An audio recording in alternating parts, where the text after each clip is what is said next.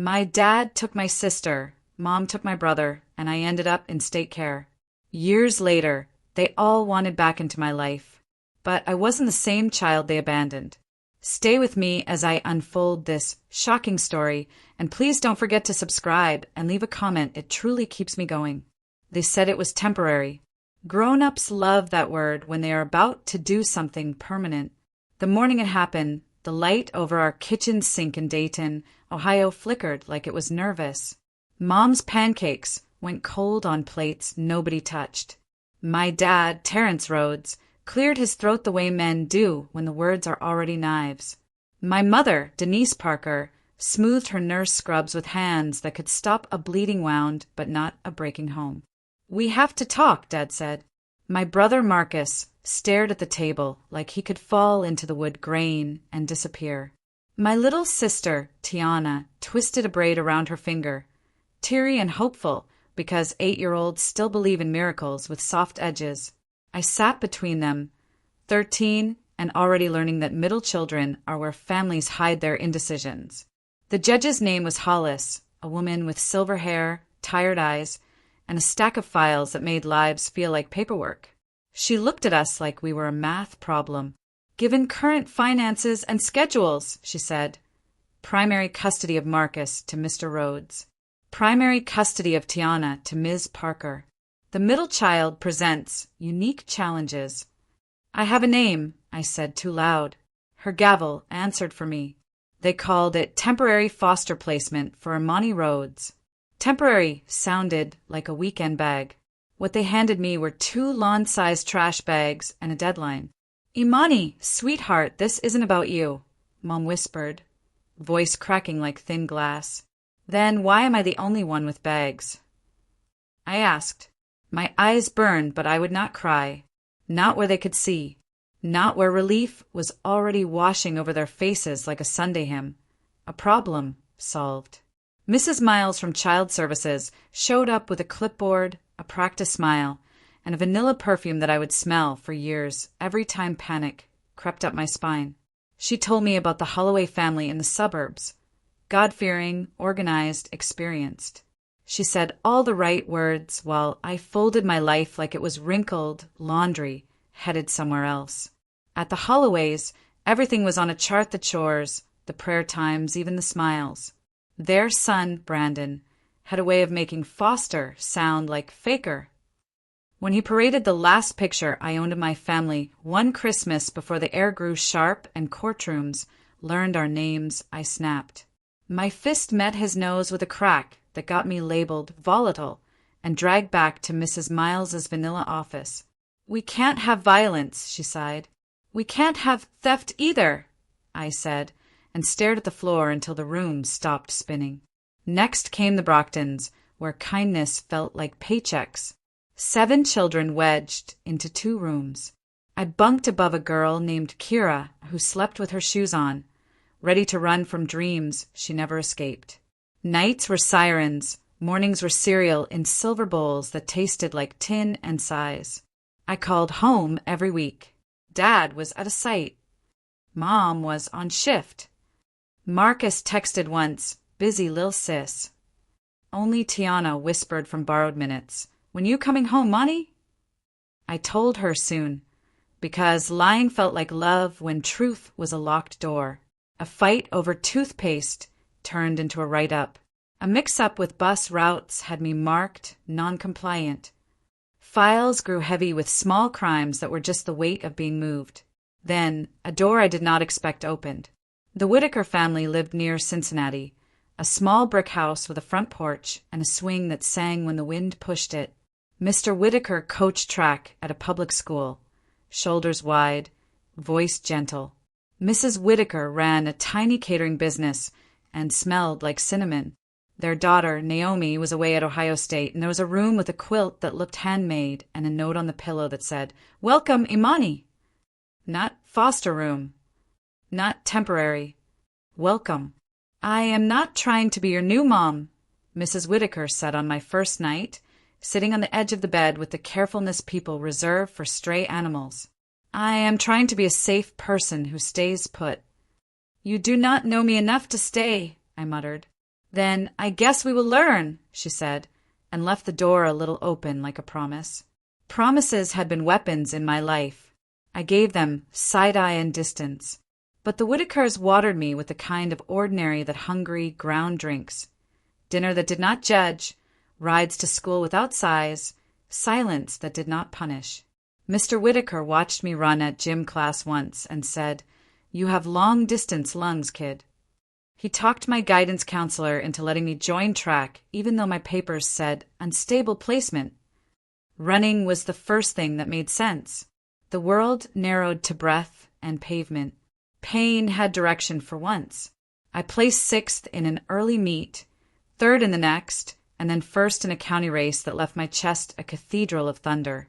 The Whitakers cheered like I had lapped the sun. Nobody from my old life came. On a Wednesday afternoon, my phone lit up with a name I still called Mama in my contacts. Denise Parker. "I have wonderful news," she said, breathless with a happiness that did not include me. "I'm getting married. He is an administrator at the hospital. He has a daughter. We are a real family now." "So there is space for me?" I asked, and hated the small hope in my voice. A pause. Then that paper-cut tone adults use when they are about to place you somewhere that is not home. "We are still adjusting. He thinks bringing in a teenager right away might be disruptive." "Not a teenager," I said softly. "Your daughter." She started to cry. I ended the call. Mrs. Whitaker knocked and did not enter until I said, "Come." I was already crying that ugly, breathless cry you cannot swallow. "She is replacing me," I said, "and I am trying to pretend it does not hurt." "You do not have to pretend," she replied and pulled me close. "But listen to me, Imani. Being chosen late is not the same as not being chosen." At school, files still shadowed me, but my feet made a story paper could not cancel. Teachers started using words like academic scholarship. My coach said state qualifier like it had flavor. On Sundays, I learned to make peach cobbler, while Mrs. Whitaker taught me how to spot the sweet spot when the syrup turns from sugar to gold. On my 16th birthday, the Whitakers threw a small party with 3 teammates, 2 neighbors, and a candle I was scared to wish on. Right as I was about to blow it out, Mr. Whitaker cleared his throat. I braced for a goodbye, disguised as grace. Instead, he handed me a manila envelope. "If you want it," he said, "we want to adopt you." The room went quiet enough to hear the clock apologize for all the hours it could not give back. "I am not little," I blurted. "I am not easy. I do not know how to be kept." Mrs. Whitaker took my shaking hands. "Family is not a favor. It is a decision we keep making. We are choosing you." The papers already had my mother's signature. My father's, too, both written with the clean detachment of convenience. That should have broken me. It did not. It set me free. The adoption finalized 4 months later. No one from my old life came. Naomi came home from college with a thrifted necklace she called sister armor. The judge smiled at me like I was not a case, but a girl whose yes was finally louder than everyone else's no. I was not the same child they abandoned, and I was only getting started. Trauma has a way of checking your locks after you are already safe. In the first months after the adoption, I tested every door. If the Whitakers went out to dinner without me, I sat awake with shoes on in case the call came that said it was over. If Mr. Whitaker worked late, I folded and refolded my track jersey until my fingers ached. If Mrs. Whitaker laughed too loud at a neighbor's joke, a teenage part of me seethed. Do not get used to being wanted. Wanting is always rented. They did not flinch. They did not chase. They just stayed. Therapy was not a miracle. It was a map. Ms. Wynne, a black woman with sharp eyes and soft scarves, told me, "You were taught that silence equals love and that conflict equals danger. We're going to untangle that." She made me put words to things I had previously called fine. At school, I built a life with my own hands. Track bled into tutoring younger kids. A sophomore named Jalen struggled with algebra and anger. "The numbers do not care about me," he grumbled one afternoon. pencil chewing his only progress. They are just like people. Numbers are boringly faithful, I said. If you treat them right, they always show the same face. He smirked. Wish I could say that about folks. By junior year, I had a part-time job at a bakery, a transcript that looked like effort, and a team that yelled my name like it belonged to them. On Sundays, the Whitakers turned our small kitchen into a factory of tenderness, collard greens, and cornbread, and the soundtrack of a home that did not apologize for existing. Then, on a Tuesday that smelled like rain, my phone buzzed. The name on the screen was Terrence. It had been 2 years. "Imani," my father said, and tried to pour warmth into the syllables like it was not his first time, noticing they burned. "Good news. I am getting married. A nurse practitioner. 2 boys. We are buying a house in Cleveland Heights. There is plenty of room." "For me?" I asked. "Calm. Clinical. I could detach too. A longer pause than truth should require. We think bringing in a teenager might disrupt their adjustment." "Disruptive is a word people use when they mean inconvenient," I said. "Good luck, Dad." That night, the Whitakers lit 16 single candles in the yard and told stories about me to me. Not tragic stories, not pity prayers. Stories about the first time I beat Mr. Whitaker at cards. About the day Naomi and I danced in the kitchen to bad 90s R&B. About how I pretend complain when my cobbler wins the church bake-off. Somewhere between laughter and tears, I realized revenge could be something gentler and more devastating than rage. It could be success. It could be the unphotogenic persistence of joy. But angry girls need justice too. Mine arrived in a message from Tiana. "Are you okay?" I asked the second I got her on the phone. I do not think so," she whispered. "Mom's new husband is nice, like too nice until he is not. He takes my phone. He says I am trying to seduce boys if I wear lip gloss. He tells Mom I am difficult. She listens. I went cold. "Has he touched you?" "No," she said quickly. "Not like that. But he makes me feel small. He stands in doorways. He follows me with his eyes. And he says if I tell anyone, I will go to live with Dad and his rules are worse." The Whitakers leaned in around our dining table, like a council of steady. "You are not alone," Mrs. Whitaker said. "We handle this with care and with paper. Paper, not fists, not chaos. Paper that speaks when people pretend not to hear. We documented. Times he took the phone. Comments he made. We talked to Ms. Wynne, who explained patterns and pathways. I filed a report, calm voice, steady facts. The investigator, another black woman with the same tired eyes I used to hate, came to the house and looked at Tiana like she was real.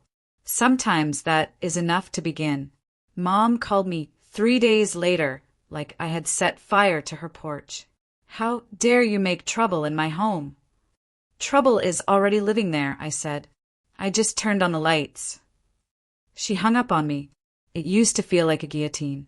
Now it sounded like a door I had already walked past. Tiana's school counselor added her own notes. A teacher logged a comment about him waiting outside class. It added up. The administrator husband learned the one math problem he could not control. Other people with pens. In a quiet meeting, the district placed him on leave pending investigation. The house went silent. For the first time since the adoption, Mom showed up at the Whitakers' porch, not with apologies, but with fear clawing her throat. "I do not know what to do," she said. Not an admission of guilt, but close enough to the ground for truth to sit. "They are looking at me like I let this happen." "You did," I said. She flinched. "And you can still choose better." We worked a safety plan for Tiana. After school at a friend's, location sharing always on, weekly check-ins with me and Ms. Wynne. Mom hated the paperwork, but signed anyway. Love should have taught her, paper did. Meanwhile, track sharpened me like a blade. At regionals, the air felt like a held breath. I ran like I owed the girl who slept with her shoes on an answer to a question she had stopped asking. I won the 2 mile and got an envelope after with the school seal and the word scholarship. It felt like someone had finally spelled my name right. At the banquet, while cameras flashed off plastic tablecloths, a reporter asked, "What do you want to say to the people who helped you get here?" I thought of lists, caseworkers, teachers, coaches. I thought of silence and doors and the ache of being almost. Instead, I said, "Thank you to the people who stayed." Then I looked straight into the lens and added, "And to the ones who did not, watch me anyway." The clip made local news. It also made its way into 2 phones labeled mother and father. I did not answer their calls. Senior year brought choices. Colleges with money attached. A coach who dreamed out loud and made sacrifice sound like choreography. Ms. Wynne asked me what I wanted to do with a life that had finally stopped asking permission. Social work, I said. Policy. I want to be the person in the room with a pen the next time they say temporary. I want best interests to have a heartbeat. Then let us build you a path, she said, and handed me a blank page. I filled it with deadlines and essays and a version of myself who looked unafraid. On graduation day, the Whitakers wore matching T-shirts that said Team Imani. Naomi held a sign that read, "Selected, not saved." The gym roared when my name was called. My biological parents mailed cards with crisp bills and starchy congratulations. They did not come. Tiana came, hiding in the back, eyes glossy with secrets she did not want anymore. I found her after, pulled her into a hug, and felt something like home expand to include both of us again. "You happy?" she asked, searching my face. "I am becoming," I said. Becoming is a slow revenge. And I was patient. College stretched me into someone taller on the inside. I ran for the university my freshman year, then traded spikes for statute sophomore year, folding track into advocacy when my knees started whispering about bills due later. I interned at a legal aid clinic. I learned to read the fine print where harm hides. I learned to translate law into language that a scared teenager could hold like a flashlight. My major said public policy, but my minor was never again. In my second year, an alumni foundation posted a grant, Young Leaders for Justice. I wrote a proposal with Ms. Wynne's edits and the Whitaker's prayers, outlining a pilot program called Paper Shields. We would train teens in care to document boundary violations, understand their rights, and build paper trails that could not be bulldozed by charisma or threat. We got it. $40,000 and a basement room with mismatched chairs became a battleground clinic. I watched kids like Kira and Jalen learn to say, "I am not difficult. I am documenting." That is when my phone lit with a number I had not seen in years. "Marcus." "Imani," he said. "We need to talk." He was in Columbus, working construction with Dad's company, the one that always found a way to pay overtime when holidays felt lonely. "Mom told me about Tiana," he said. "She said you made it worse. She says I do not know the whole story." I told him the whole story. "Worse is what silence kept doing to her," I finished. "Better is loud. Better is paper." He sighed the sound of a boy trained to swallow noise. "Dad's business is not right," he said then, voice dropping. "He takes shortcuts. He ignores safety. He keeps 2 sets of books. He says it is what small companies do to survive. I think it is fraud." He had proof, photos, emails, estimates that did not match materials. He did not want to ruin our father. He wanted to stop working in a machine that ate men to feed mortgages.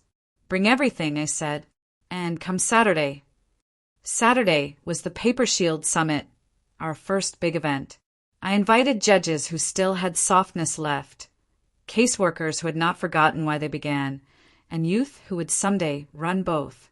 I also sent invitations to my mother and father. The RSVP line read, "Family welcome." Not a question, a dare. The room smelled like coffee and possibility. On one wall, we hung photos of youth with quotes taped beneath.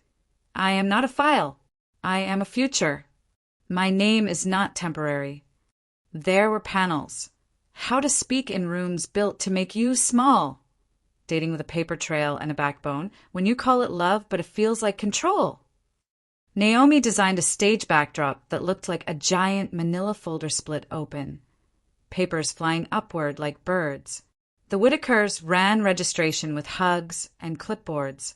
Ms. Wynne facilitated the closing circle with a calm that made even judges breathe deeper. Mom arrived just before lunch, wearing worry like a cardigan she could not take off. Dad came late, scanning the room the way men who prefer hammers look at words. Suspicious, impatient.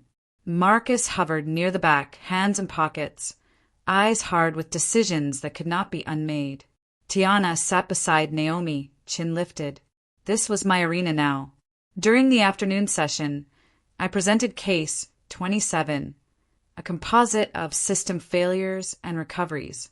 The last slide was a picture of a little black girl with braids and a purple backpack, the kind of stock photo nonprofits use to soften checks. I closed the deck, took a breath, and told the truth. Case 27 is me, I said. The room quieted like prayer. When I was 13, my parents split my siblings and me like household goods. A judge sent me into care because I was the middle problem. My mother remarried and called me disruptive. My father remarried and called me inconvenient. The state called me temporary. The Whitakers called me home.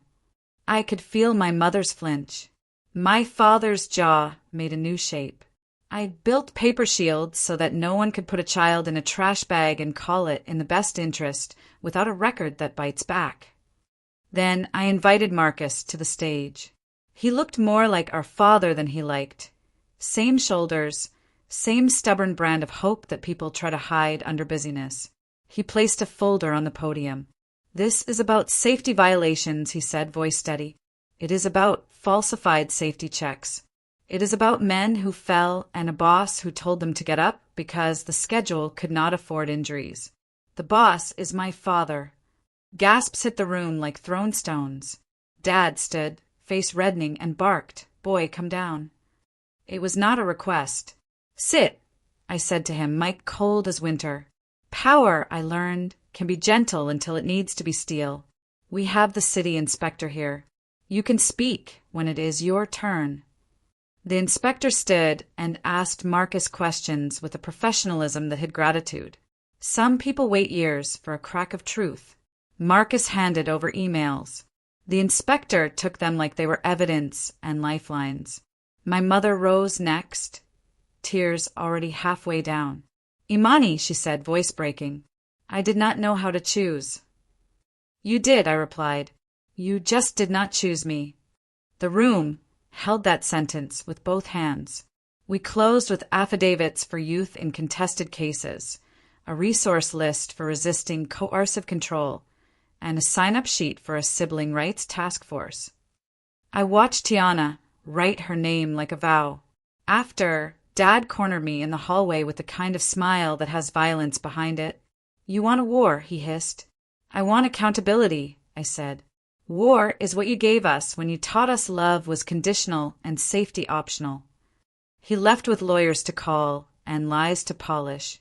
My mother left with a face like a collapsed tent. Marcus left with Naomi and me to get tacos and talk about choosing our last names on purpose one day. We were not done. We were only done being quiet. The investigations unfolded like slow thunder. City inspectors shut down 3 of Dad's sites pending reviews. Men he had underpaid started remembering how to report. His second wife, the nurse practitioner, packed the twins and left, saying she was tired of a man who treated shortcuts like personality. Mom's husband suspended and then quietly dismissed moved out of her rental with a text that said, "This environment is toxic." She stared at the empty living room and finally saw a mirror. They called me then. Not to love me, but to survive me. "Imani," Mom said, voice raw. "I am sorry. I do not have language big enough." "Use small words then," I said, tired and not unkind. "I am listening if I hear change." "Dad," tried a different door. "We are blood," he said. "You do not turn on blood." Blood turns on blood all the time, I replied. Ask the girl who packed herself into trash bags while you loaded your favorite child into the truck. He started to say, "You ungrateful," then stopped, perhaps remembering which of us had microphones now. I sent both of them invitations to dinner 2 weeks later. Whitaker House, 7 in the evening. I called it a family table. I set it like a stage. 2 empty chairs at the end, stakes folded into napkins. Before they arrived, I slid 2 documents into leather folders. The first was a restorative accountability agreement Ms. Wynne and I had drafted for cases just like this. Specific apologies, repayment of therapy costs the Whitakers should never have had to shoulder, a fund established in Tiana's name for college, a donation to paper shields with no naming rights allowed. The second was a sibling covenant, a thing we invented out of need. Weekly calls, emergency codes, the right to show up unannounced to each other's doors without being turned away. When they walked in, the Whitakers greeted them like rain at a drought-polite spare. We broke cornbread. The table learned what tension looked like when it had seasoning and grace. "I am not here for a fight," I began. "I am here for terms." Dad smirked. "Terms? You think you can negotiate me like a union?" "I think unions are how people decide they are people," I said. "So yes." I slid the first folder to Mom. Her hands shook. She read every line like swallowing stones. When she reached the section where she was asked to acknowledge that she had chosen a man's comfort over a girl's safety, she cried quietly, not performatively. Then she signed. Dad read too fast. He scoffed at the clause requiring the company to undergo a third-party safety audit before any sites reopened. He balked at the idea of contributing to a fund for youth harmed by his shortcuts. "I will not be humiliated in my child's house." "You stopped being at my house when I was 13, I said. "This is my parents' house." I gestured to the Whitakers. "You are a guest. Behave like one or leave like one." He looked at Mr. Whitaker, who met his eyes without flinching. A man who knows how to coach a relay knows exactly how to hold a stare until the baton is passed or dropped. Dad signed with a flourish meant to insult. Ink is still ink. Then I opened the second folder, the covenant between siblings. "This one," I said, turning to Marcus and Tiana, "is the only paper here that matters. We read it together. We owe each other presence. We owe each other protection. We owe each other truth, even when it trembles. We owe each other the right to change." Marcus signed first, jaw working like he was chewing fear into fuel. Tiana signed next, then pressed the pen into my palm with a grin that looked like childhood returning to visit. Mom reached for the pen, and I put my hand over hers. "This one is not yours," I said gently. "You can witness it, but you cannot author it." She nodded, a small surrender that felt like a start. We ate then. Food fills spaces words cannot. After peach cobbler, I asked Dad to step onto the porch. The night hung heavy and forgiving. "You taught me to measure twice and cut once," I said. "You forgot that the measurements were people." He stared into the yard like he could stretch it into yesterday. "I did what I had to do." "You did what was easy," I said. "I am doing what is right." He did not apologize. Men like him often think signatures are apology enough. That is fine. Paper holds.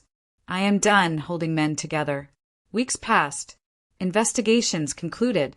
Fines were levied. Sites reopened under new rules that actually meant something. Mom showed up at Al-Anon meetings, not because of substances, but because codependency had been her high. She sent me a text after the third meeting. "I am learning the difference between an explanation and an excuse." I did not clap. I did not sneer. I sent a thumbs up and a time for coffee. Marcus moved into a one-bedroom with cheap blinds and a plant he was determined not to kill. He started night classes. He came to the Paper Shield's office and said, "Put me where you need muscle that knows how a scaffold fails." I put him in the housing safety arm, where he taught youth how to spot a landlord's lie by the way a ceiling stains. Tiana transferred to a magnet school with an arts program that made her eyes go bright. She and Naomi spent Saturdays painting murals at the community center. One morning, she showed me a sketch. 3 figures on a porch swing, feet not touching the ground yet, sun coming up behind them. She titled it Chosen. Months later, Paper Shields launched a campaign called Trash Bags Are Not Luggage. We partnered with a luggage company run by a Black woman who remembered her own foster nights. Every youth moving placements got a sturdy, beautiful duffel with a stitch tag. Your name is not temporary. The first 100 bags went in a day. The second 100 arrived with notes tucked inside from alumni who had survived and then built something anyway. The local news came. Cameras asked me for sound bites. I gave them stories. The clip ran the same week. A national podcast featured a segment called The Girl Who Brought Paper to a Knife Fight. My inbox became a place where pain introduced itself and asked for directions. On a quiet Sunday, the Whitakers, Naomi, and I sat around the table doing nothing important. That is, when the doorbell rang. Mom stood there with a casserole I did not need and an apology I did. I do not deserve a seat here, she said at the threshold. No one deserves one, I replied. We earn and we keep earning. She looked at the Whitakers and said, Thank you for loving my daughter when I did not know how. Thank you for letting us, Mrs. Whitaker said. We set an extra place, not because I forgot, because I remembered who I was making all of this for, that 13-year-old who thought her name was temporary. I fed her that night, too. The next week, Dad called to say the fines had bled him and a competitor had bought out 2 of his contracts. He sounded smaller, which is not the same as transformed. I want to see you, he said. Come to the community center, I replied. Saturdays. Bring gloves. He came twice.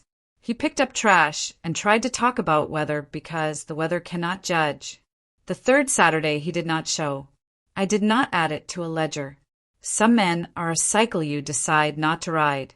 When the state invited me to testify about sibling rights, I wore Naomi's selected, not saved pin. I told a room full of officials that math done on children should have hands. I left them with a sentence that had lived in me for years. Do not tell me best interest with a straight face while a kid packs her name into a hefty bag. They nodded. They voted.